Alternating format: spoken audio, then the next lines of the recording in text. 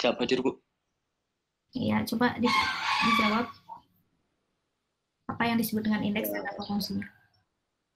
Izin, Bu. Indeks merupakan sebuah perwakilan numerik mewakili keadaan tertentu. Jadi dalam bidang klimatologi, indeks digunakan untuk mewakili kondisi suatu atmosfer atau lautan untuk menentukan peristiwa yang akan terjadi. NOAA memiliki indeks El Nino untuk mengamati peristiwa ENSO dengan mengamati anomali suhu muka laut. Siap, terima kasih. Sebenarnya bahasan indeks nggak di sini ya, ada di awal sih kalau nggak salah, visualisasi data, kayaknya di sini. Menampilkan data iklim garis ini, di sini ada indeks data, indeks iklim yang ini. Menyederhanakan kompleksitas dari sebuah kondisi, contohnya indeks dan lain sebagainya. Tujuan utama pembuatan indeks adalah untuk mereduksi kondisi-kondisi kompleks menjadi sebuah nilai yang mengandung makna fisis yang bisa digunakan untuk memonitor sebuah proses tertentu. Indeks biasanya mengekspresikan hubungan antara nilai observasi dengan nilai baseline dari sebuah nilai. Itu menyederhanakan data yang begitu banyak atau proses yang begitu kompleks itu menjadi sebuah numerik sederhana, jadi angka sederhana yang bisa dijelaskan dengan mudah seperti itu. Tapi angka numerik ini masih memiliki makna fisis yang bisa digunakan, jadi masih ada makna fisisnya. Contohnya kalau kita misalnya lihat ENSO misalnya nilainya 2 gitu, oh makna fisisnya berarti plus 2 gitu, makna fisisnya berarti dia ada terjadi El Nino gitu, jadi proses El Nino sedang berlangsung gitu. Kita langsung bisa baca, langsung bisa memahami angka itu maksudnya apa. Itu yang disebut dengan indeks.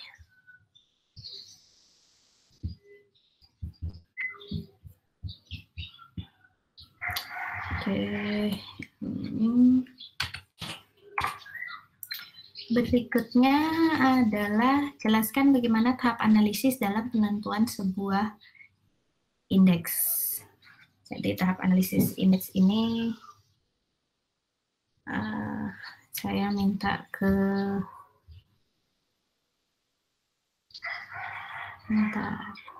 Sultan deh. Ada nggak Sultan? Mohon izin Bu, nomor 2 ya Bu ya? Ya.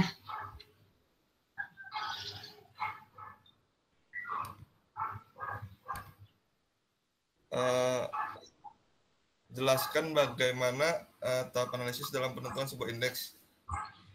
Dalam menentukan indeks ada 3 tahapan. Yang pertama ada tahap analisis.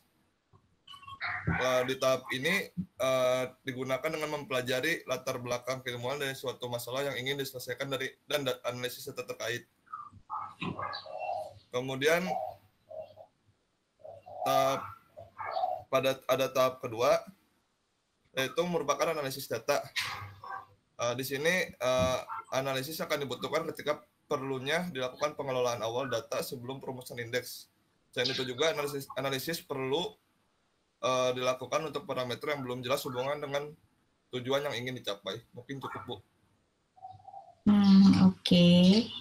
Ini kayaknya tulisan saya panjang tapi kamu singkat sekali ya. Iya Bu. Soalnya saya baca kemarin tuh ada yang sedikit diulang sih Bu. Oke, ini sih lebih ke proses EPI-nya sih, tapi intinya di sini pertama, analisis dilakukan untuk mempelajari latar belakang keilmuan dari suatu masalah, ya seperti yang kamu katakan. Kita dalam analisis itu menggunakan beberapa pilihan metode statistik. Ada 2 yang paling sering dipakai, yaitu korelasi dan empirical orthogonal function. Jadi sebelum seseorang membuat indeks, dia biasanya melakukan analisis EOF-nya dulu. EOF atau korelasi. Awalnya korelasi hanya saja karena terjadi interkorelasi secara spasial, artinya misalnya laut di selatan Jawa itu ada korelasinya dengan laut di selatan Bali, ada korelasinya dengan laut di selatan Sumatera, sehingga interkorelasi ini tidak bisa digunakan gitu. Jadi kalau data berinterkorelasi itu tidak bisa digunakan sebagai parameter tunggal.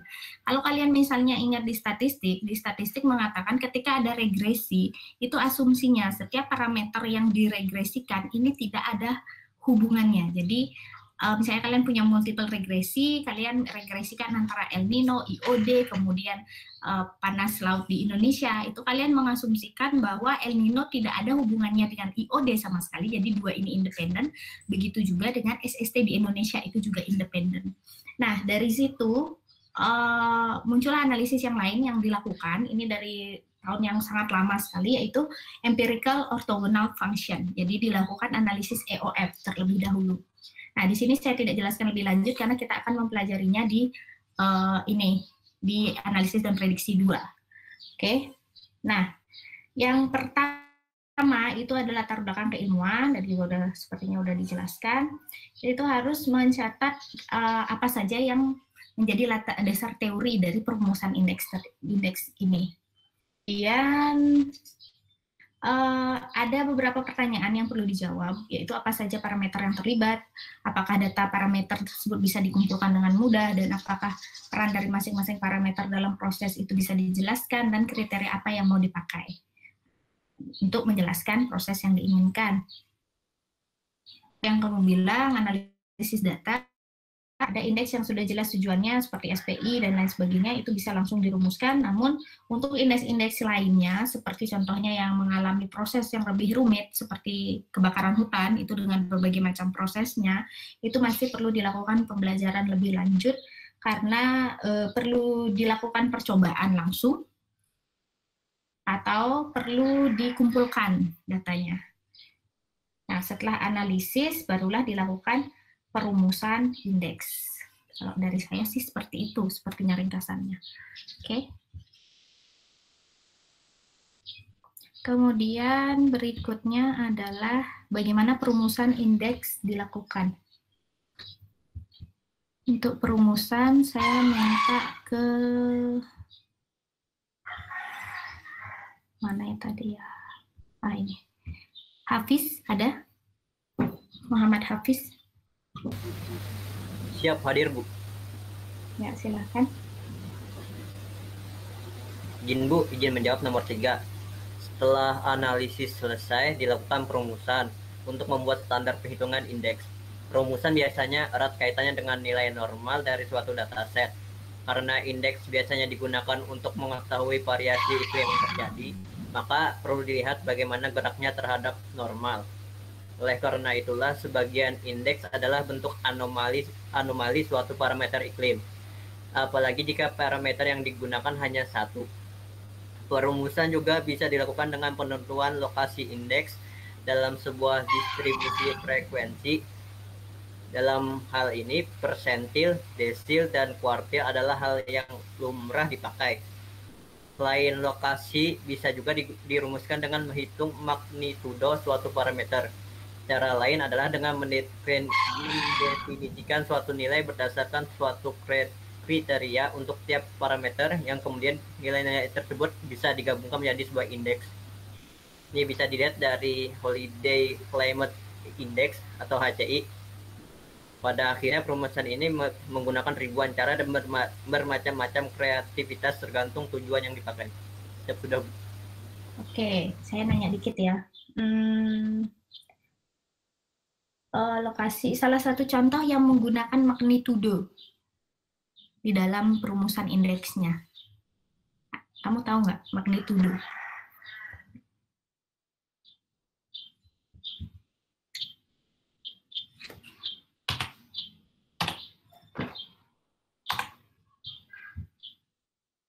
Halo Hafiz.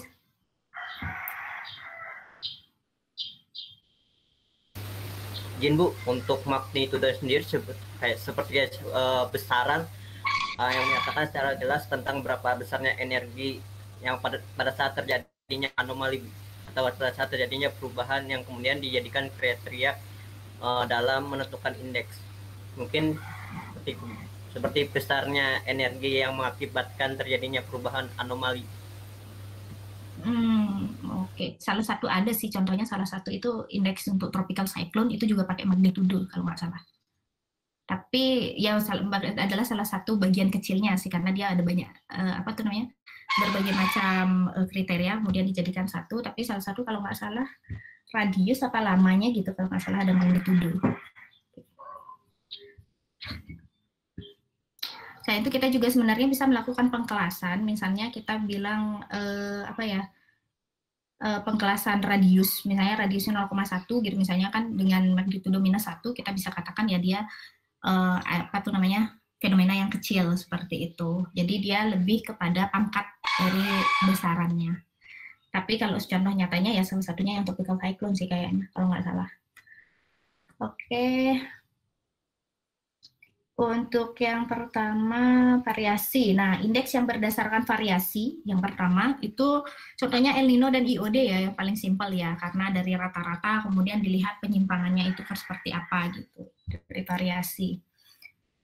Nah, bentuknya ini dia anomali biasanya.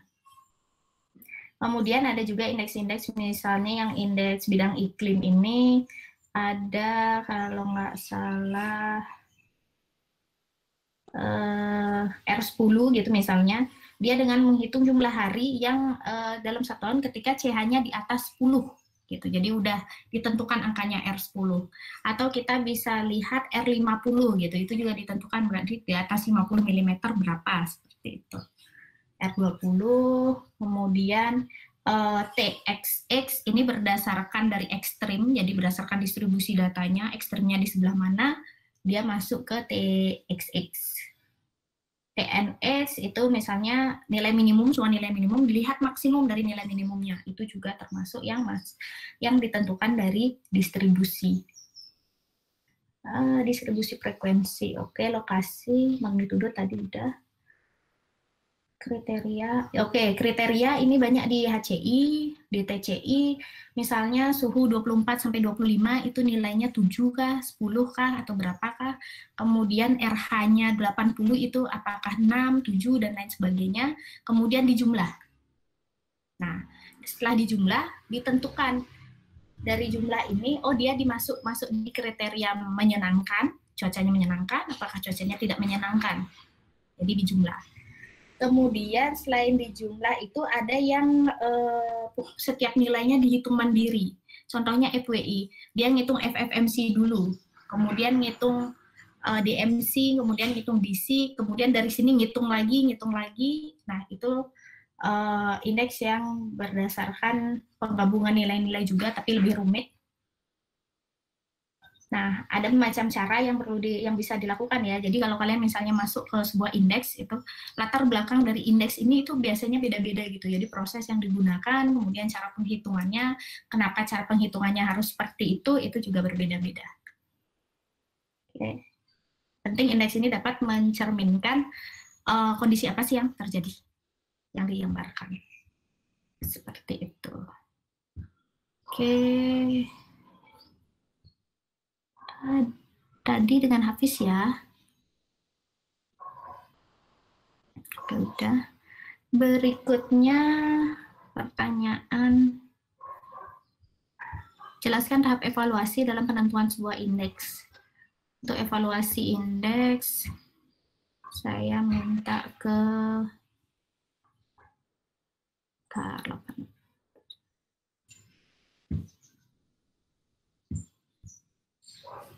Sabit ada?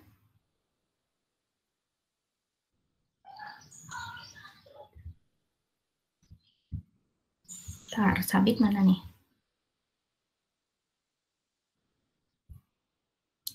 Halo, suara saya kedengaran?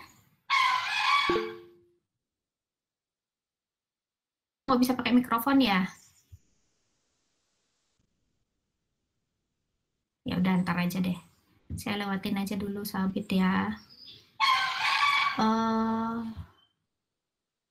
Rehan ada? Siap hadir, Bu. Oke, silahkan dijelaskan untuk evaluasi indeks.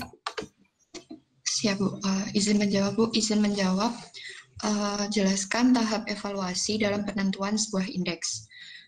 Tahap evaluasi dalam penentuan sebuah indeks ini digunakan untuk mengetahui apakah indeks masih bisa zakat, infak. Halaman lain, sorry. Ya, Rehan bisa diulang ya. Siap, Bu. Izin mengulangi, Bu. Untuk tahap evaluasi dalam penentuan sebuah indeks ini digunakan untuk mengetahui apakah indeks yang dibuat ini benar-benar bisa menggambarkan tujuan dari penentuan indeks yang ingin dicapai tersebut. Jika kita ingin menggambarkan kekeringan dengan SPI, maka kita bisa menyebut dengan kejadian-kejadian kekeringan yang terjadi. Begitu pula dengan kebakaran hutan dan juga indeks pariwisata. Kita bisa memeriksa keterkaitan suatu indeks terhadap kejadian-kejadian terkait atau menginvestigasi gangguan suatu proses ketika nilai indeks tertentu muncul. Nah, evaluasi ini dapat dilakukan dengan berbagai peralatan statistik atau cara statistik seperti menggunakan korelasi atau tabel kontingensi. Siap, terima kasih Bu.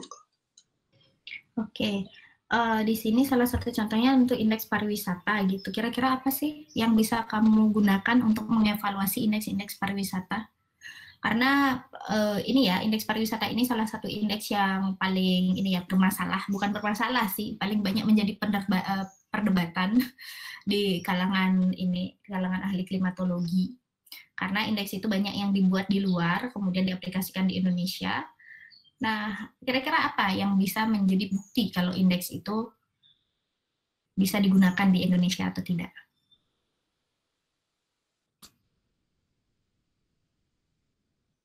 Raihan? Siap Bu. Izin Bu, untuk mengenai tentang indeks pariwisata ini saya masih belum cari lebih lanjut lagi sih Bu. Oke, terima kasih. Siap Bu, mohon maaf Bu. Belum kepikiran berarti ya? Siap, belum ada Bu. Jadi coba ya, jadi indeks itu harus ada bukti bahwa indeks itu memang cocok gitu. Memang ada beberapa indeks itu yang nggak butuh bukti, contohnya R50, R20, R10, jadi itu indeks-indeks untuk hujan yang berada yang di atas 20 mm gitu, contohnya R20. Hanya saja kadang-kadang kita bisa juga mencocokkan indeks ini dengan kondisi di lapangan, misalnya apakah ada banjir ketika indeks itu terjadi, berapa sih probabilitasnya ketika indeks itu terjadi. Contohnya juga indeks kebakaran hutan, FFMC, FWI, dua ini misalnya, apakah ketika indeks ini nilainya ekstrim langsung terjadi kebakaran hutan? Kan tidak. Jadi berapa sih probabilitasnya terjadi? Apakah probabilitasnya itu lebih tinggi ketika indeks itu tinggi atau lebih rendah? Seperti itu. Jadi data yang di sini kalau contohnya pariwisata biasanya sih jumlah wisatawan biasanya, namun jumlah wisatawan tidak hanya ditentukan oleh iklim, bisa jadi juga ditentukan oleh seberapa banyak promosi yang dilakukan. Jadi agak rumit gitu. Tapi itu contoh yang menggunakan data ya, jadi data mentah, data jumlah wisatawan gitu. Ada juga cara lain yaitu melihat probabilitas. Jadi dari data dilihat dulu probabilitasnya, jadi ditransfer dulu ke probabilitas. Setelah kita punya probabilitasnya, kita bisa cocokkan dengan indeks. Apakah indeks ini memang menunjukkan bahwa kejadian tertentu itu akan lebih sering terjadi ketika indeksnya lebih tinggi, ataukah sebaliknya seperti itu. Jadi keterkaitan antara indeks dan probabilitas itu juga bisa dijadikan bukti evaluasi apakah indeks ini memang cocok digunakan sebagai parameter yang memonitor suatu kejadian. Seperti itu. Contohnya El Nino kan tidak selalu menurunkan curah hujan di Indonesia ya, tapi kita bisa lihat dari probabilitas. Kalau misalnya terjadi El Nino emang seringan kering gitu, jadi bisa digunakan sebagai bukti. Oke, itu untuk contoh evaluasi. Oke, kita masuk ke pertanyaan berikutnya. Oke, ada 27 indeks iklim inti yang biasanya dihitung, tidak semuanya perlu dihitung di Indonesia. Jadi yang pertama, saya pengen ada yang bisa membedakan dari 27 indeks yang ada ini, oke, FD0, SU25, ID0, TR20, GSL, TXX, TNX, mana yang kira-kira perlu dihitung di Indonesia, mana yang kira-kira sebenarnya tidak terlalu penting dihitung di Indonesia. Oke, yang ini saya minta ke Tegar. Tegar ada?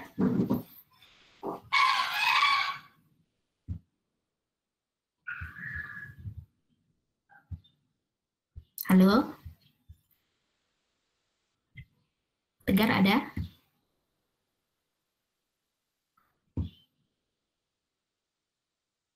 Oh iya, nggak ada ya orangnya ya. Oke deh, saya lewatin aja. Saya minta ke Asma aja. Asma ada? Siap, ada Bu. Oke, bentar saya. Ini dari tabel ini, yang mana sih yang perlu dihitung di Indonesia dan yang mana sebenarnya tidak terlalu penting buat dihitung di Indonesia?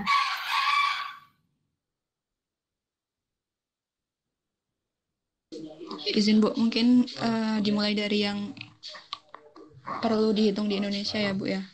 Iya. Indeks yang perlu dihitung di Indonesia menurut saya itu yang mulai dari TXX, TNX, TXN, dan TNN. Untuk yang TX, indeks suhu. Ya, indeks suhu. Setelah itu untuk DTR, perbedaan rata-rata bulanan antara TX dan TN tadi. Masih di suhu ya? Ya Bu. Ya, terus? Lalu untuk indeks presipitasisi dari RX1 sampai RX1D, RX5D, SDII, R10, R20, RNN, CDD, CWD, R95P, R99P, sama yang terakhir PRCP, TOT. Oke, yang hujan memang semuanya sih di Indonesia ya. Ya, Bu. Suhu udah. Ada lagi?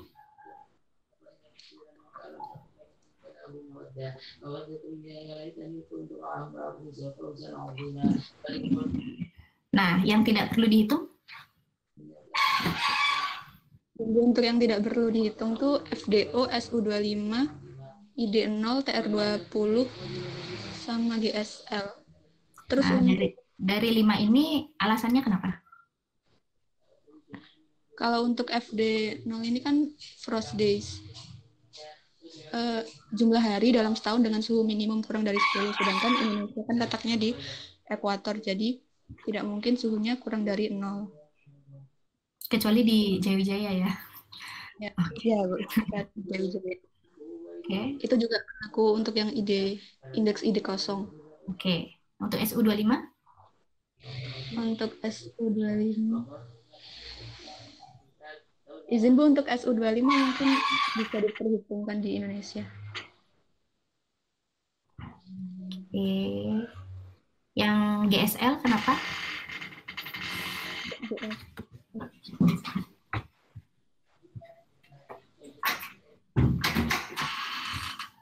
GSL kenapa tidak perlu dihitung di Indonesia?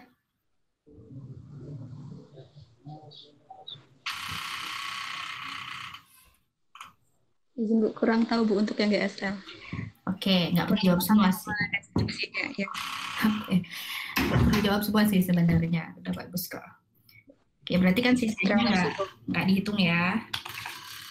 Oke, jadi kita cek satu-satu ya. FD0 frost days. Jadi kalau nggak ada frost, ini nggak perlu dihitung karena hasilnya pasti 0 semua kan. Contohnya, kalau kalian di Jakarta FD0 ini udah pasti nggak bakal dihitung karena nih suhu kita pasti di atas 0. Kemudian SU25 hari musim panas, summer days. Ini biasanya untuk suhu maksimum melebihi 25 derajat Celcius. Ini banyak dihitung di barat. Jadi dari negara-negara 4 musim, tapi nggak di Indonesia. Di Indonesia yang setidaknya untuk kota-kota di daerah pantai itu biasanya suhu maksimumnya lebih dari 25. Gitu. Kemudian ID0 ya rasanya sama seperti ID0, TR20 tropical night dengan suhu minimum jumlah hari dalam setahun dengan suhu minimum kurang dari atau lebih dari ini, kayaknya saya perlu cek deh. Harusnya sih lebih dari 20 derajat Celcius. tropical night. Jadi kalau misalnya di atas 20 derajat Celcius, sekali lagi kota-kota terutama yang di pantai di Indonesia rata-rata banyak yang di atas 20 derajat Celcius kecuali yang ada di daerah pegunungan ya. Gitu. Dan malam tropis ini biasanya gimana ya? Kalau orang di barat gitu di daerah lintang itu biasanya mereka terbiasa dengan suhu belasan, jadi nyamannya itu di suhu belasan 18, 19, 20. Makanya ketika saya presentasi di Taiwan kemudian bilang untuk AC orang Indonesia itu 24 derajat biasanya nyamannya gitu, 24 derajat berdasarkan ketentuan dari pemerintah gitu. Makanya mereka kaget 24 derajat nggak kepanasan, kapan kamu mau hidupin AC gitu. Tapi mereka ya harusnya sadar juga sih, kita suhunya biasanya di atas 24 derajat. Jadi ini tidak terlalu penting untuk di Indonesia. Panjang musim tumbuh, growing season, berdasarkan suhu di tempat biasa di daerah lintang sedang sana, karena untuk menandai berapa lama sih kita bisa melakukan pertanian. Karena di bawah 5 derajat Celcius ini pertanian hampir tidak mungkin dilakukan, kecuali untuk lumut mungkin, iya. Tapi hampir semua pertanian itu mati di bawah 5 derajat Celcius. Dan kalau misalnya ini tidak berlaku jangka panjang, ya tetap aja nggak ada gunanya gitu. Di atas 5 derajat, sedangkan negara kita sudah di atas 5 derajat. Semuanya dihitung. Untuk cool night, persentil ke-10, cool day, ini saya rasa ini ya, agak jarang dihitung di Indonesia, namun tidak 100% tidak dihitung gitu. Jadi kalau kalian memang pengen menghitungnya, ada gunanya untuk menghitungnya sih kalau menurut saya, karena dia persentil 10 terutama untuk malam hangat dan siang hangat ini ya, karena biasanya di atas persentil ke-90 ini orang-orang udah pada protes kalau misalnya ada kondisi seperti itu. Dan mungkin juga bisa kita lihat apakah kondisi itu semakin lama semakin banyak atau semakin berkurang. Mana nih, warm spell nggak terlalu penting sih sebenarnya, tapi bisa digunakan karena ada kepentingan sih di sini menghitung jumlah hari dengan sekurang-kurangnya 6 hari berturut-turut dengan TX melebihi persentil 90, jadi di atas persentil 90 juga. Cold spell ini mungkin kita bisa lihat apakah dia bakal berkurang, karena kita tahu sendiri bumi semakin memanas ya, bukan mendingin. Presipitasi semuanya udah disebutkan, memang udah di simple daily intensity index. Ini presipitasi tahunan dibagi dengan jumlah hari hujan. Oke, dalam setahun total presipitasi tahunan. Ini sebenarnya juga bisa dihitung di Indonesia. Jadi kita bisa lihat apakah setiap hari hujan itu rata-rata berapa sih sebenarnya dia menghasilkan hujan, apakah besar, apakah rendah. Karena kalau di Indonesia ini nilainya cukup tinggi ya dibanding di tempat lain. Oke, CWD ya semuanya udah. Oke. Dari situ, oke itu ringkasannya. Saya mau lengkapnya sekarang, perumusan jelaskan 27 indeks iklim inti. Jadi saya tadi udah kasih ini ya briefnya. Jadi sekarang saya minta lengkapnya dari satu tabel itu dia apa sih, lambangnya apa, kemudian penjelasannya, cara penghitungannya apa, kemudian dia kategorinya dan dia ininya unitnya apa, satuannya apa. Oke, yang ini saya minta ke Rai ada? Siap, ada Bu. Ya, silakan dijelaskan untuk dari ini ya, dari FD0 kita harus tahu juga sampai GSL. Mohon izin Bu, dari kode FD0 sampai GSL ya Bu? Iya. Baik, siap Bu. Mohon izin Bu, izin menjelaskan untuk keseluruhan. Yang pertama yaitu indeks iklim inti dengan kode FD0, yaitu dengan indikator namanya hari dengan frost atau frost days, yaitu jumlah hari dalam setahun dengan suhu minimum kurang dari 0 derajat Celcius dengan satuan hari. Untuk yang kedua yaitu kode SU25 dengan indikator nama yaitu hari musim panas atau summer days, yaitu jumlah hari dalam setahun dengan suhu maksimum lebih dari 25 derajat Celcius dengan satuan hari. Untuk yang ketiga yaitu ID0, yaitu indikator nama hari es atau ice days. Definisinya jumlah hari dalam setahun dengan suhu maksimum kurang dari 0 derajat Celcius, yaitu dengan satuan hari. Untuk yang berikutnya, keempat, yaitu TR20. Dengan indikator nama malam tropis atau tropical night, yaitu jumlah hari dalam setahun dengan suhu minimum kurang dari 20 derajat Celcius. Satuannya yaitu hari. Untuk yang terakhir yaitu GSL. GSL yaitu atau Growing Season Length, yaitu panjang musim tumbuh. Hitungan tahunan panjang periode dari hari dengan TG lebih dari 5 derajat Celcius pertama, yaitu minimal 6 hari, dan periode dengan TG lebih dari 5 derajat Celcius pertama setelah 1 Juli di BPU atau 1 Januari di BPS, yaitu sama, minimal 6 hari. Pada periode di belahan bumi utara, yaitu dari 1 Januari sampai 31 Desember, dan di belahan bumi selatan periodenya dari 1 Juli sampai 30 Juni. Dan satuannya juga hari. Baik dari saya, cukup. Oke, di sini kan ada periode tahunannya untuk BBU 1 Januari sampai 31 Desember. Untuk BBS 1 Juli sampai 30 Juni. Ini kurang lebih sama aja ya sebenarnya. Apa sih yang membedakan kenapa ada ketentuan seperti ini? Mohon izin Bu, bagaimana Bu? Tadi yang terakhir untuk GSL, periode tahunan BBU itu kan dihitung dari 1 Januari sampai 31 Desember untuk panjang musim tumbuh. Tapi beda kalau di BBS. Di BBS itu dihitung dari 1 Juli sampai 30 Juni. Nah, kalau periode kan sama nih, dua-duanya 1 tahun. Tapi apa sih yang membedakan maksud dari periode tahunan ini?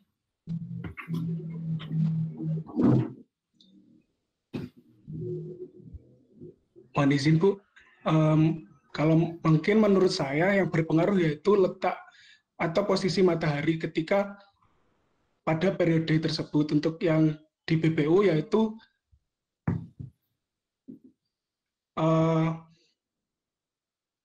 yang berpengaruh dari keduanya itu menurut saya yaitu posisi matahari yang bakal berpengaruh dan membedakan periode bulan antara BPU dan BPS tersebut, yaitu yang BPU Januari sampai Desember, yang BPS Juli sampai Juni.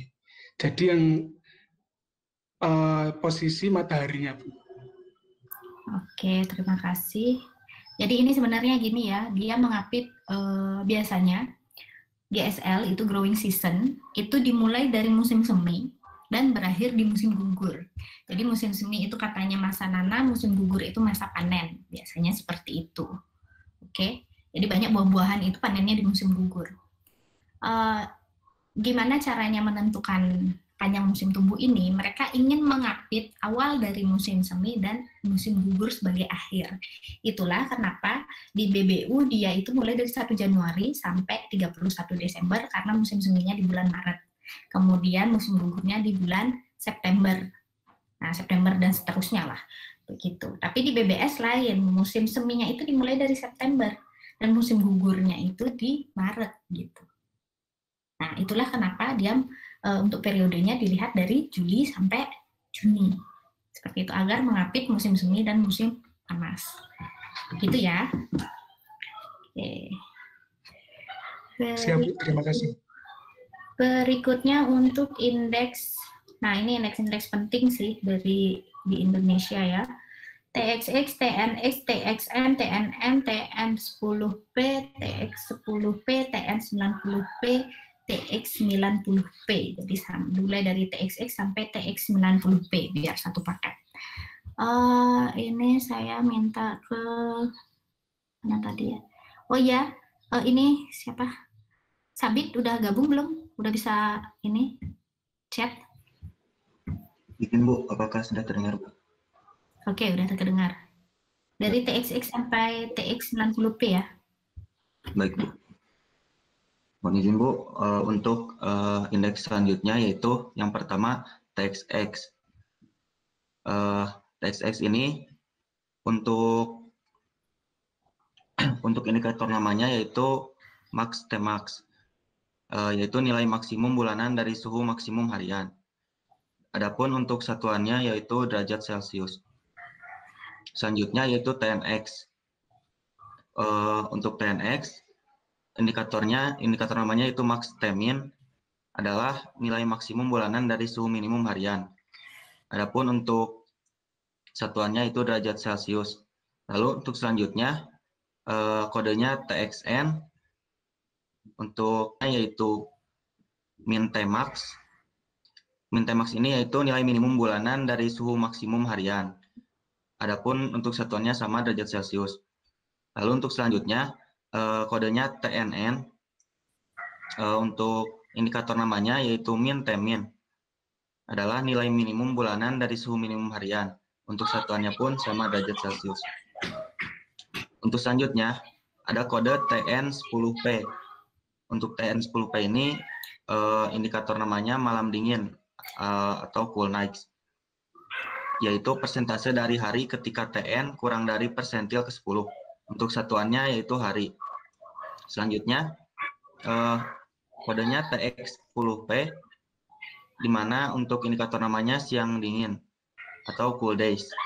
Untuk persentase yaitu persentase dari hari ketika TX kurang dari persentil ke-10. Untuk satuannya pun hari. Lalu selanjutnya kodenya TN90P, untuk indikator namanya yaitu malam hangat atau warm nights. Pun yaitu persentase dari hari ketika TN lebih dari persentil ke-90. Untuk satuannya itu hari.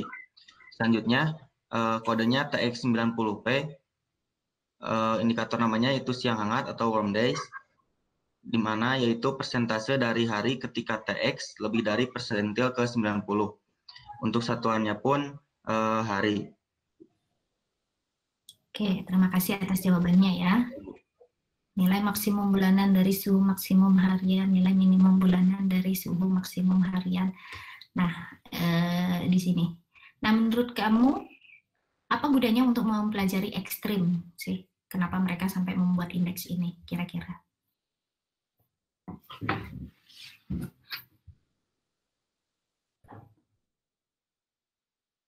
Halo Sabit, masih bersama kami? Siap Bu, masih Bu. Izin Bu, mungkin untuk adanya indeks agar mengetahui dari nilai maksimum ini dari 1 bulan itu, mungkin untuk mengetahui apakah terdapat kejadian, misal pada bulan itu terdapat kejadian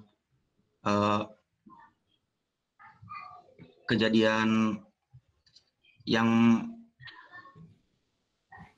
di bulan itu terdapat kejadian di mana memiliki curah hujan yang sangat tinggi dan misalnya dapat menyebabkan banjir atau sebagainya, Bu. Oke, ini pertanyaan terbuka sih ya. Jadi jawabannya tidak ada yang 100% benar, tidak ada yang 100% salah, dan lain sebagainya. Itu nggak ada. Jadi ini cuma masalah kreativitas saja sih. Tapi ini saya nggak nanya masalah hujan. Mungkin maksudmu ketika melihat suhu panas mungkin bakal terjadi hujan dan lain sebagainya gitu. Mungkin maksudnya seperti itu. Cuma kita di sini melihat ekstrim ya. Ini kan fungsinya dari ke-8 ini adalah ekstrim. Biasanya sih kalau misalnya yang sering saya gunakan, kenapa saya misalnya kadang-kadang menghitung ini, itu untuk melihat memonitor perkembangan ekstrim dari tahun ke tahun. Jadi apakah ekstrimnya makin tinggi atau ekstrimnya menjadi makin jarang terjadi. Ini kan ada yang persentil ya. Jadi misalnya persentil yang kurang dari 10 berapa persen sih? Jadi kalau misalnya udah di atas 10% kan aneh, berarti lebih sering dingin gitu kan. harusnya dia persentil gitu, harusnya cuma probabilitasnya cuma 10%, cuma 0,1 probabilitasnya, tapi ternyata probabilitasnya lebih dari 0,1. Nah ini kan jadi pertanyaan, di mana sih letak probabilitasnya itu lebih tinggi gitu. Jadi untuk memonitor sih, monitor kondisi ekstrim dari tahun ke tahun. Kalau yang ini, oke, itu dari saya, tapi dari yang lain mungkin ada yang beda gitu. Oke. Nah, berikutnya tadi sabit ya. Berikutnya adalah WDSI, WOMSPEL, CSDI, CSDI, DTL, sampai SDII deh. Oke. Dari WSDI sampai SDII. Ini saya minta ke, bentar, saya cek dulu. Fatnan ada? Ada, Bu. Oke, silakan Fatnan. Izin, Bu. Sampai SDI, Bu ya? Ya. Izin, Bu. Izin untuk menjelaskan. Yang pertama adalah WSDI, yaitu Warm Spell Duration Indicator, bahwa itu hitungan jumlah hari dengan sekurang-kurangnya 6 hari berurutan dengan TX lebih besar persentase 90. Nah, untuk satuannya itu dalam hari. Lalu selanjutnya CSDI, Warm Spell Duration Indicator, itu bahwa hitungan jumlah hari dengan sekurang-kurangnya 6 hari berurutan dengan TN-nya itu lebih kecil persentil 10 dan satuannya itu hari. Lalu untuk DTR, diurnal temperature range, itu perbedaan rata-rata bulanan antara TX dan TN-nya dengan satuannya itu derajat Celcius.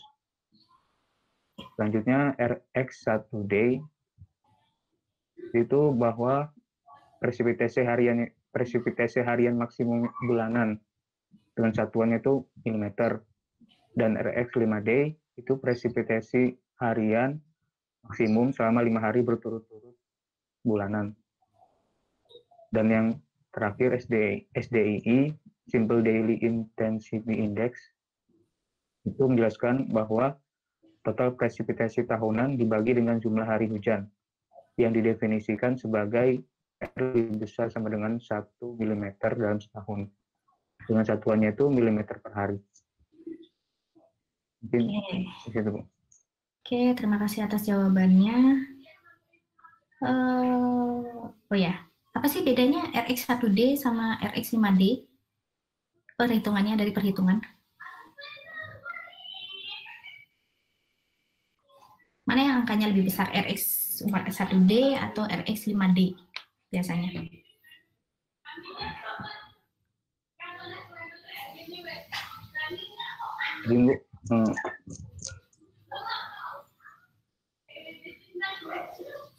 Yang lebih besar mungkin yang RX5D, Bu, karena itu tuh berturut-turut selama 5 hari. Oke, ini berturut-turut 5 hari ini maksudnya apa? Dikurangi di rata-rata maksimumnya atau di jumlah? Ini, Bu. Ya.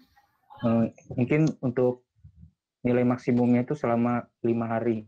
5 hari berturut-turut, maksudnya nilai maksimum pada hari ke-1, ke-2, ke-3, dan sampai ke-5. Oke, agak hati-hati ya di sini ya, saya mau ngecek aja.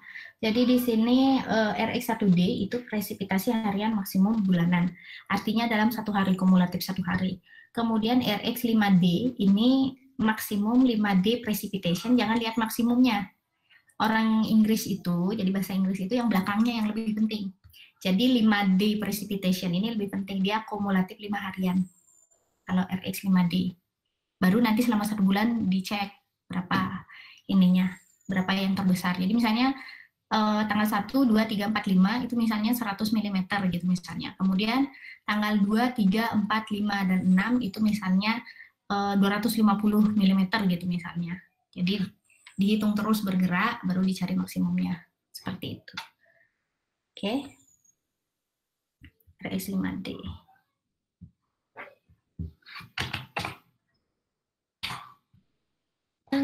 Kemudian sampai SDII tadi ya. Nah, ini oke dah, satu paket aja lah ini semua R10 sampai Precipt Up.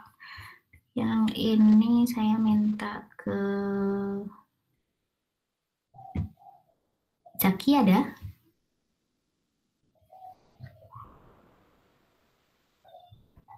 Halo? Zaki ada nggak? Nggak ada ya? Izin Bu, mohon maaf Bu, tadi terputus Bu. Oke. Kamu yang terakhir ya, yang dari R10 sampai Precipt Up. Oh siap Bu, izin Bu, izin menjelaskan Bu. Yang pertama adalah kode R10, yaitu indikator namanya Number of Heavy Precipitation Days. Definisinya yaitu hitungan jumlah hari dalam 1 tahun ketika CH lebih dari atau sama dengan 10 mm, yaitu dalam satuan hari. Lalu ada R20 dengan indikator nama Number of Very Heavy Precipitation Days. Definisinya hitungan jumlah hari dalam 1 tahun ketika CH lebih dari atau sama dengan 20 mm dengan satuan hari juga. Lalu yang ketiga ada RNN atau Number of Days Above NN dalam milimeter. Definisinya yaitu hitungan jumlah hari dalam 1 tahun ketika CH lebih dari atau sama dengan NN, dalam artian NN adalah batas yang dibuat oleh user. Ini adalah satuannya sama, yaitu hari. Lalu yang selanjutnya adalah dengan nama indikator Consecutive Dry Days. Definisinya yaitu hari tanpa hujan dengan maksimum jumlah hari berurutan dengan CH kurang dari 1 mm. Satuannya hari. Lalu ada CWD dengan indikator nama Consecutive Wet Days atau hari hujan dengan maksimum jumlah hari berurutan dengan curah hujan lebih dari atau sama dengan 1 mm. Satuannya hari. Lalu ada R95P dengan indikator nama Very Wet Days. Jumlah total presipitasi tahunan ketika PR lebih dari persentil 95. Satuannya yaitu milimeter. Lalu ada R99P dengan indikator nama Extremely Wet Days. Definisinya yaitu jumlah total presipitasi tahunan ketika PR lebih dari persentil 99 dengan satuan milimeter. Lalu yang terakhir ada PRCP-TOT atau indikator namanya Annual Total Wet Days Precipitation dengan definisi jumlah total presipitasi tahunan ketika hari hujan dengan presipitasi lebih dari atau sama dengan 1 mm dengan satuan milimeter, Bu. Siap, seperti itu, Bu. Oke, terima kasih. Saya mau nanya RNN deh. RNN, kenapa sih dibuat RNN? Number of days above NN millimeter. Kira-kira NN ini, bentar. Satu, kira-kira NN ini bisa diganti dengan angka berapa?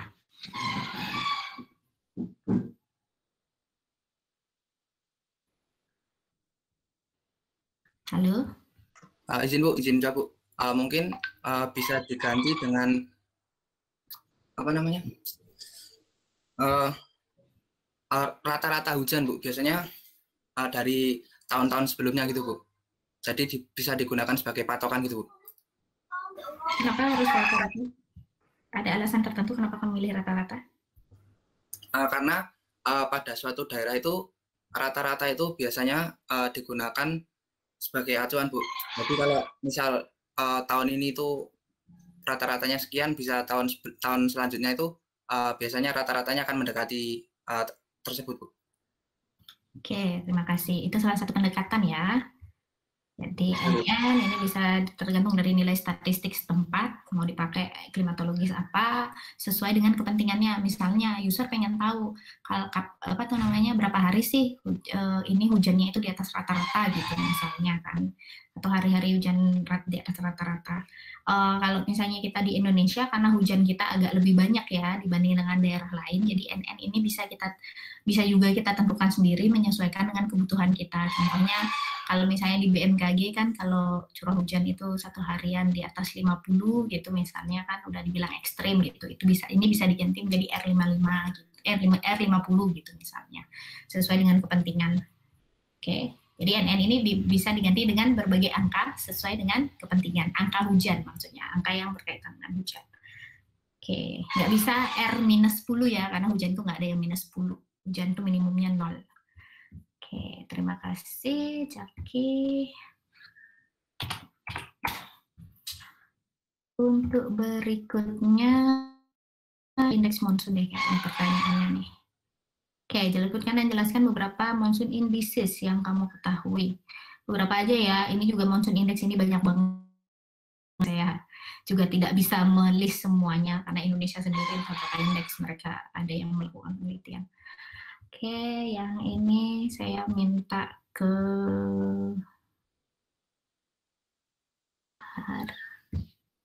Rizky, ada Rizky Matori? Siap, ada Bu. Oke, silahkan dijelaskan untuk indeks monsoon apa saja yang kamu ketahui. Izin Bu, izin menjelaskan tentang indeks monsoon. Yang pertama yaitu indeks Webster yang itu menggunakan rata-rata dari angin zonal dari lapisan 850 hekropascal sampai 200 hekropascal pada koordinat 0 sampai 20 lintang utara dan 40 sampai 110 ujung timur. Yang kedua yaitu ada Australian Monsoon Index, itu menggunakan rata-rata dari angin zonal pada lapisan 850 hekropascal pada koordinat 2,5 lintang selatan sampai 15 lintang selatan dan 110 sampai 150 bujur timur.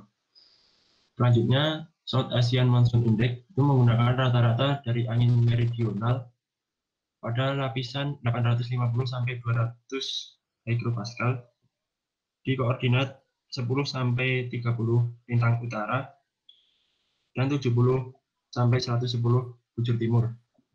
Selanjutnya, Dynamic Indian Monsoon Index itu menggunakan rata-rata dari angin zonal pada lapisan 850 pada koordinat 20 sampai 30 lintang utara dan 70 sampai 90 bujur timur. Selanjutnya ada East Asian Western North Pacific Monsoon Index ini menggunakan rata-rata dari angin zonal 800 pada lapisan 850 hekropascal pada koordinat 20 sampai 30 lintang utara dan 110 sampai 140 bujur timur. Sekian Bu yang dapat saya sebutkan. Oke, di sini East Asian Western North Pacific Monsoon Index. Tadi kayaknya kurang lengkap ya saya dengar yang WNPM ini. WNPM ini areanya berapa?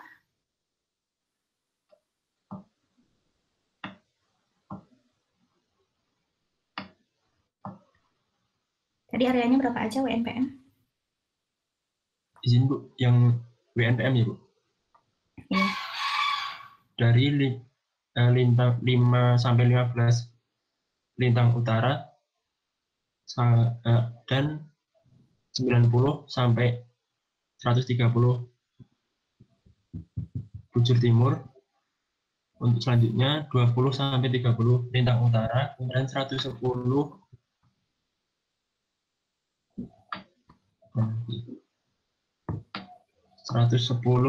sampai 140 bujur timur. Oke. Nah, di sini dari WNPM ini bukan yang WNPM deh, yang SAMI dulu deh, South Asian Monsoon Index. Ini kan ada V850 sampai V200 pada area tertentu. Nah, yang ini kamu hitung V850 kurangi V200-nya dulu, baru kemudian di rata-rata searea, atau rata-rata areanya dulu baru dikurangi?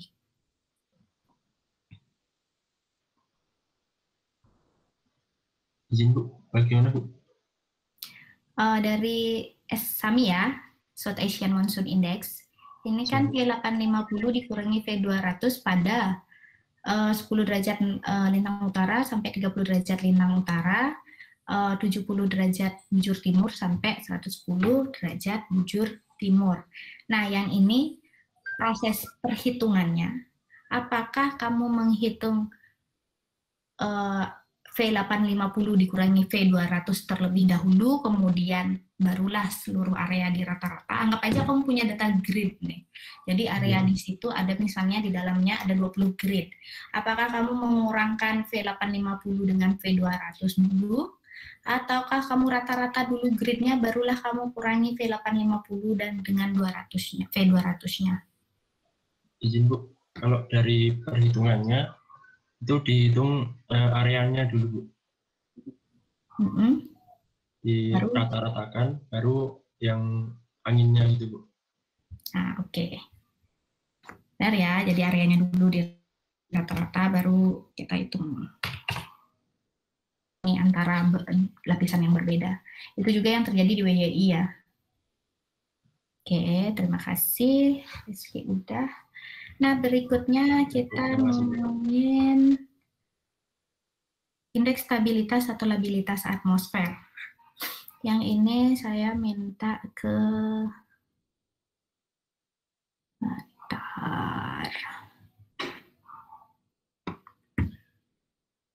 Lutfi, Muhammad Lutfi Aditya.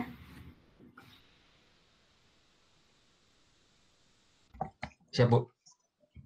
Coba yang pertanyaan ke-7, sebutkan dan jelaskan indeks stabilitas atau labilitas atmosfer. Siap, Bu. Yang pertama aja deh, Walter dulu. Siap, Bu. Mohon izin, Bu. Untuk indeks stabilitas atmosfer yang pertama yaitu Showalter Index, itu dihitung dengan mencari selisih antara T500 atau suhu pada lapisan 500 MB dengan TP 500 atau suhu dari sebuah parsel udara yang naik secara adiabatik kering pada lapisan 850 mbar ke level kondensasinya, kemudian dinaikkan secara adiabatik basah sampai ketinggian 500 mbar. Untuk rumusnya, persamaannya yaitu SI sama dengan T500 dikurang TP 500. Nah, nilai Showalter Index atau SI plus 3 mengidentifikasikan kemungkinan shower atau hujan secara tiba-tiba langsung deras atau badai guntur. Sedangkan untuk nilai Showalter Index atau SI minus 3 mengidentifikasikan kemungkinan aktivitas konvektif yang buruk. Untuk SI termodifikasi mirip dengan SI biasa, hanya saja parameter yang digunakan yaitu mixing rasio rata-rata. Nilai plus 5 mengindikasikan potensi badai guntur. Nilai lebih dari 11 mengidentifikasikan kemungkinan aktivitas konvektif yang kecil. Izin Bu, mungkin itu. Terima kasih. Oke, saya mau nanya deh, S ini banyak dipakai di Indonesia nggak?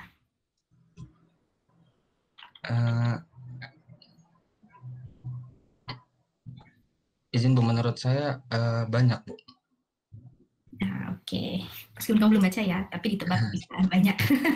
Ya, Bu. Lumayan kok, lumayan yang pakai Showalter Index ini di Indonesia. Oke. Terima kasih atas jawabannya. Nah, yang berikutnya untuk K-Index, saya minta udah habis ini. Oke, ini dulu deh. Fauzan, Ahmad Fauzan, Wicaksono. Siap, mohon izin menjawab. Untuk nilai K-Index itu dihitung dengan menggunakan rumus KI sama dengan dalam kurung T850 dikurang T500 ditambah TD 850 dikurang dalam kurung T700 dikurang TD 700 tutup kurung, di mana T adalah suhu, nilai TD adalah suhu titik embun, dan 3 angka terakhir menunjukkan lapisan atmosfer dalam milibar. K-Index menunjukkan ketidakstabilan atmosfer ketika lapisan 700 milibar lembab.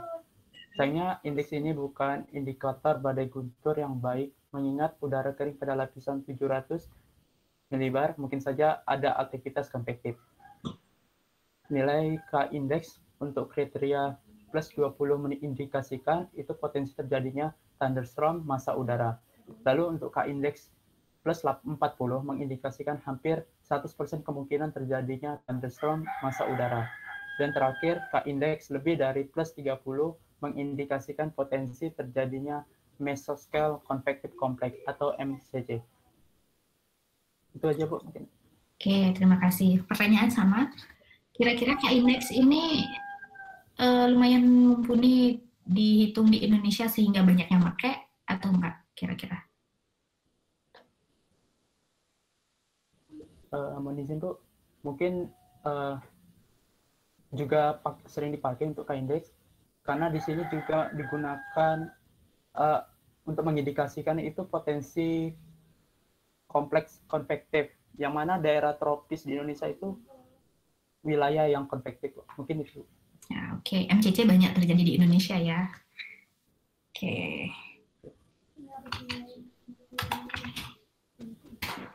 Berikutnya lifted index yang nomor 3.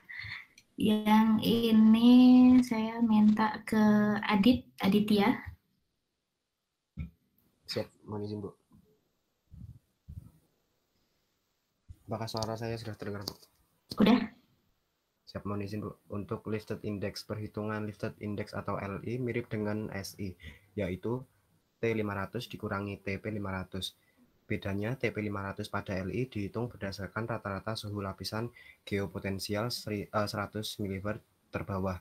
Jadi parcel diturunkan dari 100 mV ke 500 mV. Semakin rendah nilai LI, maka semakin besar kemungkinan terjadinya badai guntur dan semakin buruk cuaca yang terjadi. Siap, mungkin sudah. Oke, pertanyaan yang sama. LI ini cocok nggak diaplikasikan di Indonesia? Mohon izin, Bu. Mungkin cocok karena LI memiliki kemiripan dengan SI, Bu. Oke. Terima kasih. Berikutnya total indeks ini, bentar. Rahmat, ada? Izin, Bu, ada, Bu. Ya, silakan untuk total indeks. Izin, Bu, izin jawab. Untuk total indeks ini dihitung dengan rumus T sama dengan T850 plus TD 850 dikurang 2T 500. Nilai TT plus 60 mengindikasikan kemungkinan badai guntur sedang dengan peluang badai guntur besar yang terpecah-pecah. Kenapa indeks ini namanya total indeks? Itu karena indeks ini sebenarnya adalah kombinasi dari vertikal total atau VT sama dengan T850 dikurangi T500 dan cross total yaitu atau CT sama dengan TD 850 dikurang T500 karena digabung diberi nama total indeks. Mungkin cukup, Bu. Oke, banyak dipakai di Indonesia?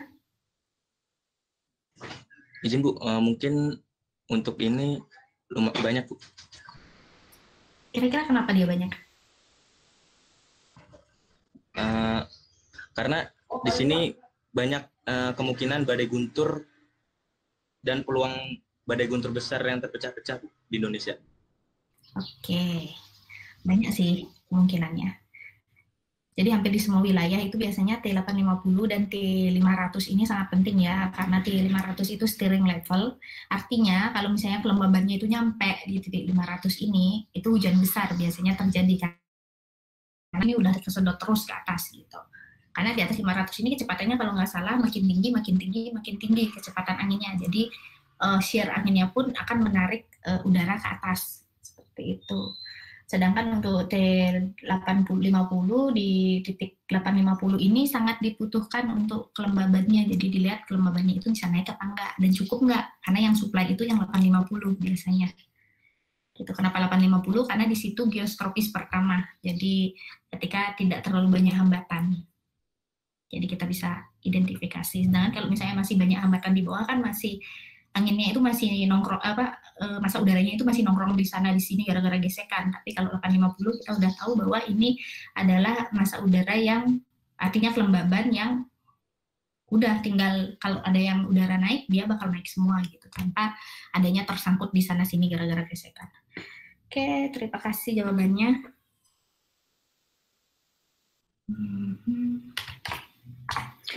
Untuk berikutnya sweat.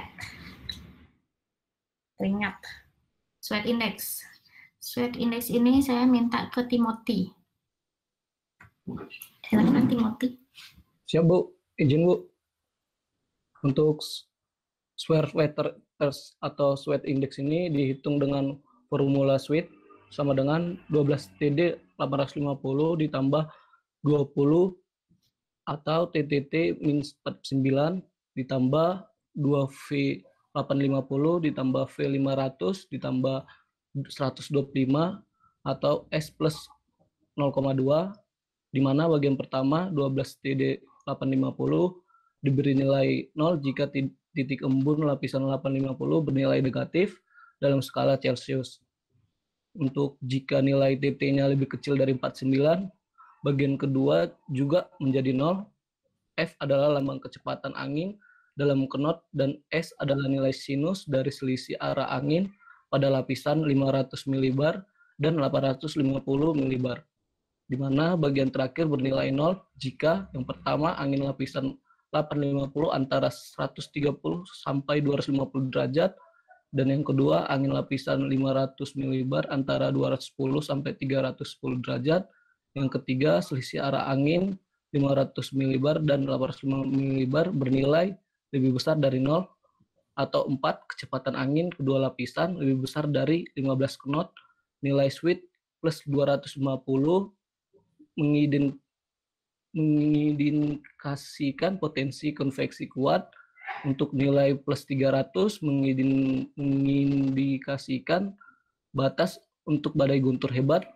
Terakhir nilainya plus 400 adalah batas awal kejadian tornado. Siap, sudah Bu. Oke, terima kasih. Nah, yang sweat ini ya udah pasti ya banyak digunakan di Indonesia sih sebenarnya. Bisa digunakan di Indonesia. Kira-kira kamu punya ide nggak? Bagaimana cara, kalau kamu misalnya punya data kecepatan angin dan kemudian data suhu gitu. Nah, ini semua tersedia kan kalau di ECMWF tersedia, kalau nggak salah di ini juga tersedia di di rumah juga tersedia gitu. Kira-kira kamu bisa nggak memprediksi membuat gitu sebuah, jika misalnya user nanya gitu, kira-kira kalau di wilayah ini bulan apa aja sih yang banyak badai gunturnya gitu misalnya. Kamu punya data bukan untuk menjawab pertanyaan ini.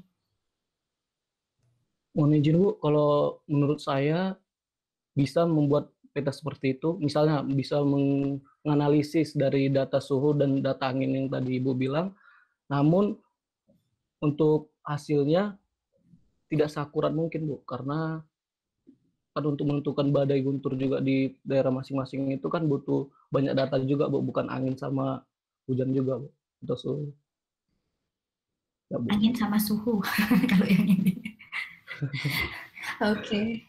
Ya setidaknya kita bisa katakan bahwa potensi ini berapa gitu sih. Jadi memang kalau kejadian aslinya ya tidak 100% ya bisa diprediksi, akan tetapi kita bisa cek dari data, kemudian bisa kita hitung entah nilai sweat, entah nilai total index, atau digabung semuanya gitu misalnya untuk melihat potensinya bulan apa aja yang misalnya frekuensi nilai sweatnya itu tinggi, kemudian bulan apa aja yang misalnya frekuensi nilai sweat yang tinggi itu tidak terlalu banyak. Oke, terakhir Boyden Index ya. Tadi Timothy udah, terima kasih. Terima kasih Bu.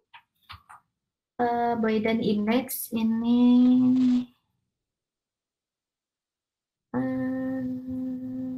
oke, ini aja deh. Fiona, Boyden Index.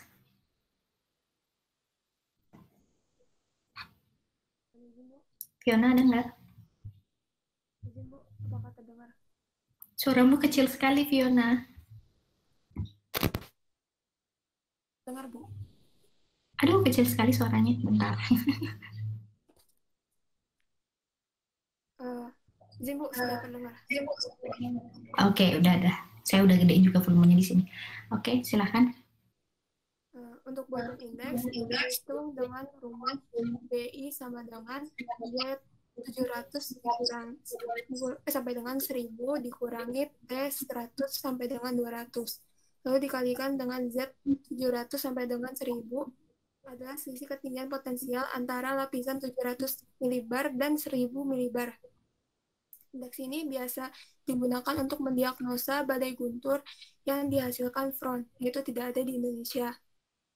Semakin tinggi nilai indeks ini, semakin besar kemungkinan terjadinya thunderstorm. Nilai threshold-nya biasanya itu 95. Oke, di sini kan ketinggian potensial antara lapisan 700 dan 1000 milibar kan. Dia jadi selisih gitu, selisih ketinggiannya. Nah, ini pengaruhnya apa sih sama front? Kenapa dia makin gede itu makin besar kemungkinan thunderstorm-nya? Mungkin pada lapisan tersebut kecepatan anginnya semakin besar sehingga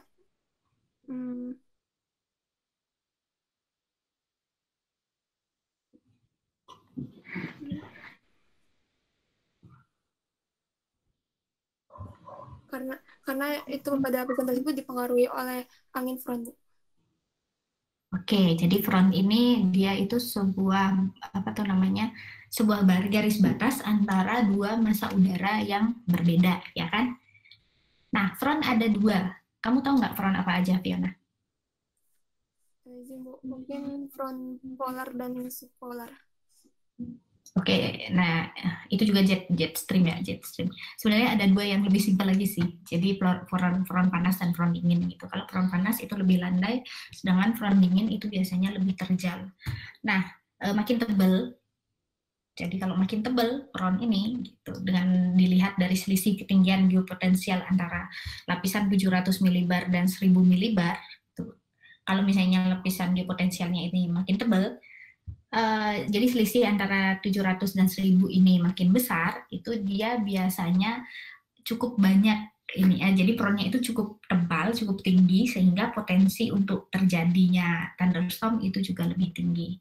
Karena kita ketahui sendiri front dingin yang lebih terjal itu biasanya akan menghasilkan thunderstorm, sedangkan front panas yang lebih landai dia biasanya akan menghasilkan stratus. Gitu.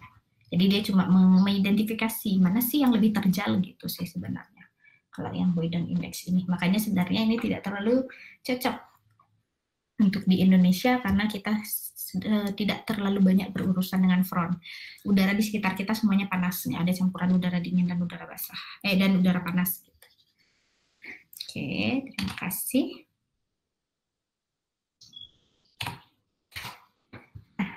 Terakhir, sebutkan dan jelaskan indeks-indeks kekeringan yang ada. Ini untuk pertanyaan rebutan aja ya. Jadi indeks kekeringan itu ada banyak.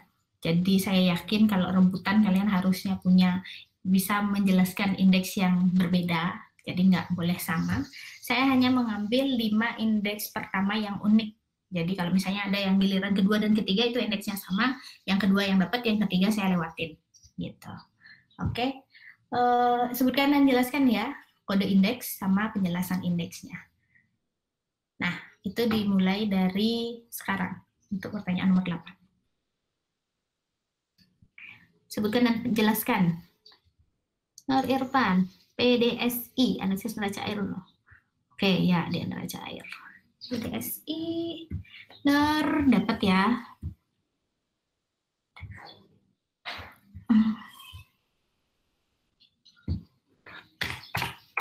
Oke, berikutnya Gilang nggak ada penjelasan Gilang, meskipun ya kamu menyebutkannya banyak. 15.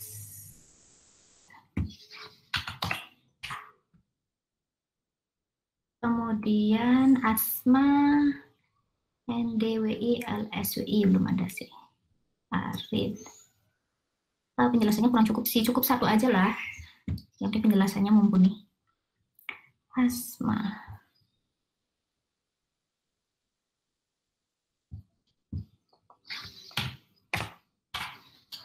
Oke, Karisma SPI.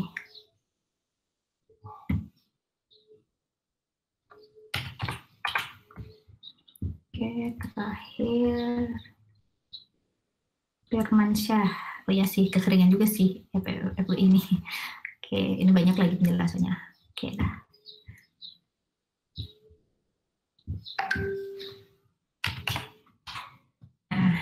Saya tetap ambil 5 teratas ya, karena udah beda-beda. Cuma kalau misalnya nggak ada penjelasannya, saya potong nilainya gitu.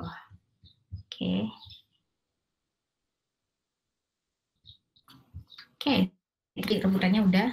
Sekarang kita pencocokan data ya. Tadi yang saya panggil ada Adit, Aditya, Ahmad Fauzan, Asma Ainil, Fiona, Hilmi, Fatnan, Hafiz, Lutfi, Zaki, Rehan, Rizky, Rohmat, Sultan, Timothy, Rayi, sama Sabit. Udah lengkap semua?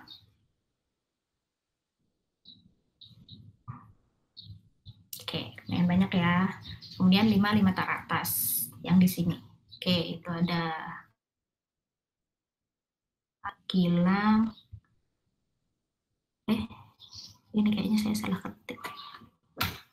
Gilang. Oke, ada Gilang. Kemudian, bentar. Oh iya, Firmansyah ada juga. Oke, Firmansyah, Gilang, sama terakhir Irfan, Nur Irfan.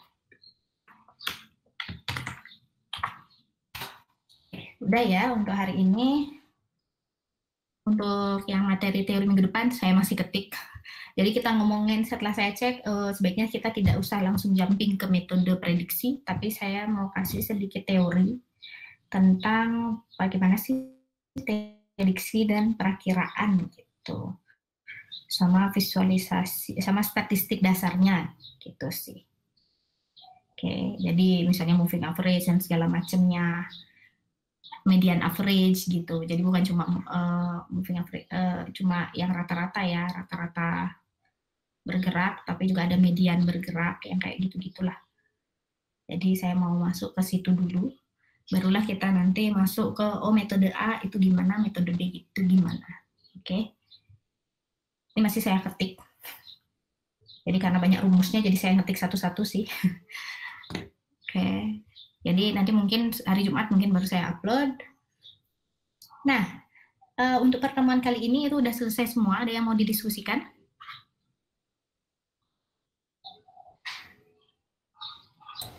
Izin Bu, izin bertanya. Ya, silakan. Mungkin lebih nanya ke terkait penjelasan lebih lanjutnya terkait EOF tadi Bu. Saya sedikit bingung sih sebenarnya. Pernah searching juga sih. Oke. EOF itu apa namanya dulu tuh? Empirical orthogonal function. Ya itu Bu. Nah itu tuh yang dipunyanya Ibu kan pakai itu juga tuh Bu. Nah itu caranya tuh gimana sih Bu? EOF. Bentar ya, saya buka dulu sih. Kalau saya biasanya gampang aja pakai GCDO aja sih sebenarnya kalau EOF saya gitu. Tapi ada beberapa tahapan sih EOF. Nanti bisa dilihat di kuliah online .vantiworld.com. Nanti coba masuk aja ke analisis dan prediksi iklim. Nah, kamu daftar di situ jadi student, kemudian lihat itu ada penjelasan teori sih di sana sebenarnya. Tapi belum sempat saya copy gitu. Oke, bentar. Saya kasih contoh deh.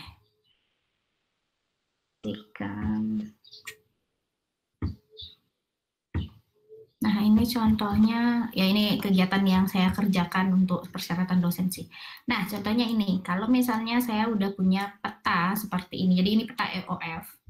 Untuk penjelasan lanjutannya, prosedurnya gimana, itu bisa cek di sana ya, di kuliahonline.vantiworld.com. Nah, di situ ada klik perkuliahan, nanti ada beberapa pilihan, ada klimatologi umum, ada analisis prediksi iklim. Nah, masuk ke analisis dan prediksi iklim, di sana ada penjelasan sedikit tentang EOF. Nah, EOF ini yang pertama kita cari itu adalah eigennya, jadi ada eigen value nanti dia dari eigen itu akan dibagi dengan parameter lainnya sehingga menemukan berapa sih persentase pengaruh dari EOF 1 sampai EOF 3. Nah, EOF ini, empirical orthogonal function ini, itu adalah hasil disposisi dari data yang sebenarnya. Saya pakai di sini total cloud cover. Jadi pakai data awan. Data awan ini saya kemudian lakukan proses EOF menggunakan CDO, ada penjelasannya di web.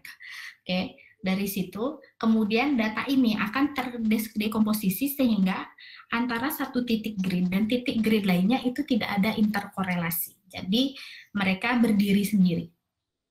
Oke, interkorelasinya udah dihilangkan dengan proses matriks. Oke, jadi kita bisa anggap bahwa di titik 1,1 itu tidak ada korelasi dengan di titik 1,2 atau di titik lainnya di peta itu.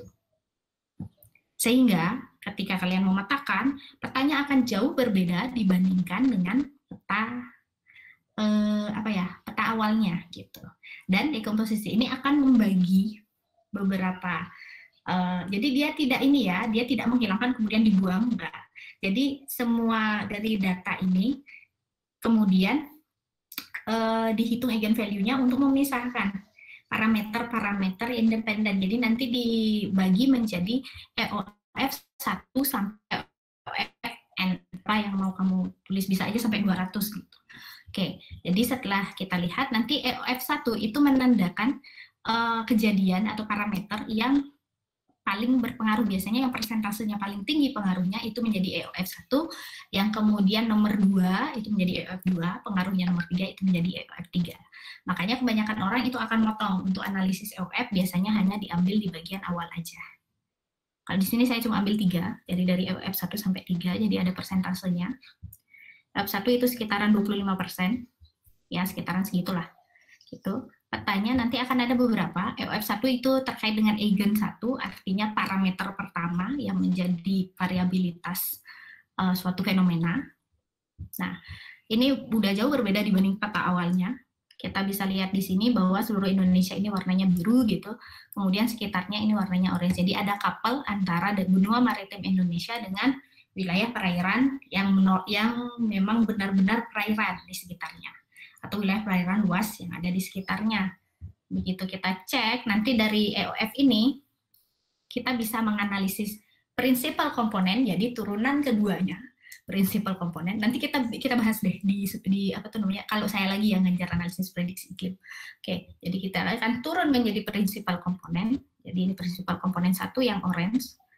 Itu. Jadi setelah diambil di sini nanti dihitung lagi berdasarkan metode untuk memperoleh parameter ini, prinsipal komponen ini yang disebut dengan PCA. Oke. Kenapa EOF itu biasanya dibilang EOF dan PCA sama aja, karena mereka memang satu rangkaian. EOF itu peta yang ini, kemudian kita akan menemukan PCA. Jadi kita analisis prinsipal komponennya, artinya komponen ini itu udah independen dibanding dengan EOF 2. Jadi selain dia independen antar spasial, jadi antar ruang, dia juga independen antar waktu. Dari independen antar variabel. Jadi independensi dari antar parameter ini itu dari prinsipal komponen. Nanti di prinsipal komponen kita dapat.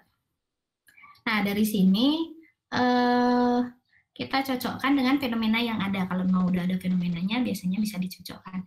Nah, yang rumit itu kalau misalnya fenomenanya nggak ada. Contohnya yang ini, saya sudah cek dengan berbagai macam indeks, itu ternyata tidak cocok. Nah, di sini pilihannya apakah akan menggunakan indeks baru. Jadi, di sini ada analisis ya, kita bisa lihat sendiri bahwa di daerah sini, pusat di sini variabilitasnya cukup tinggi. Di sini juga memiliki variabilitas yang tinggi. Di sini juga variabilitasnya tinggi. Artinya apa? Wilayah-wilayah yang ini itu memiliki menjelaskan variabilitas lebih tinggi dibanding wilayah lainnya. Sehingga kalau saya misalnya mau tutup mata gitu, bikin indeks, saya libatkan 3 ini. Dan di sini. Itu misalnya. Perumusannya seperti apa?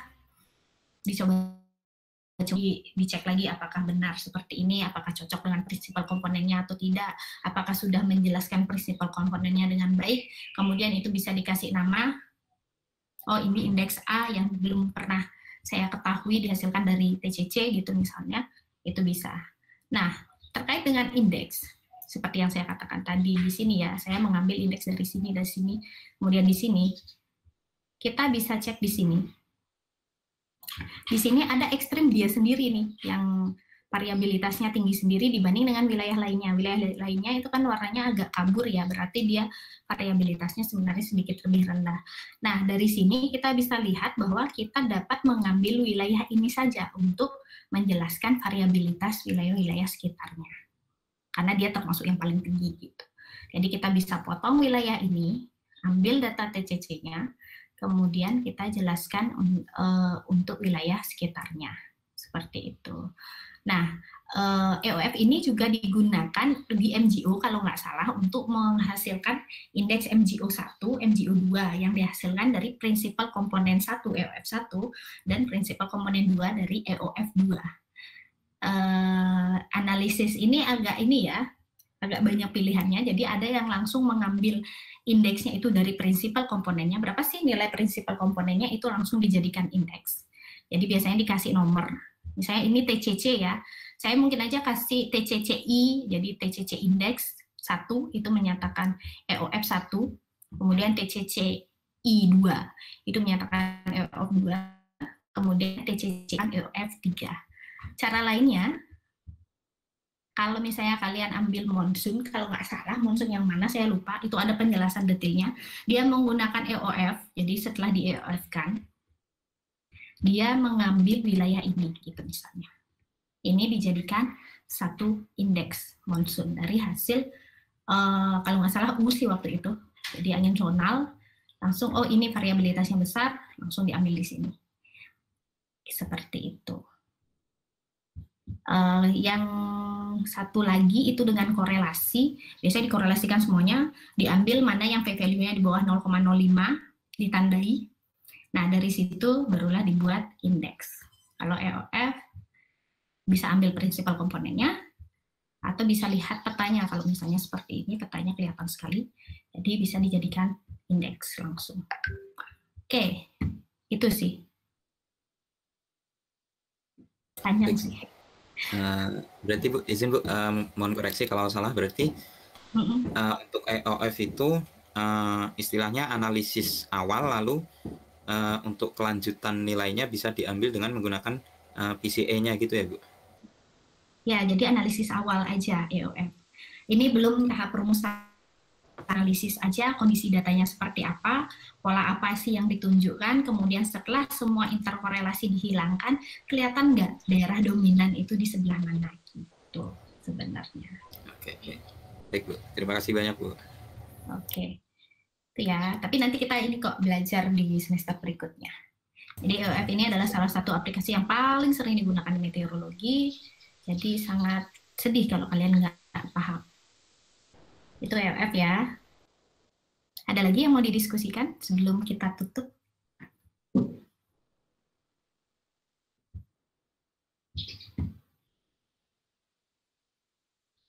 Oke.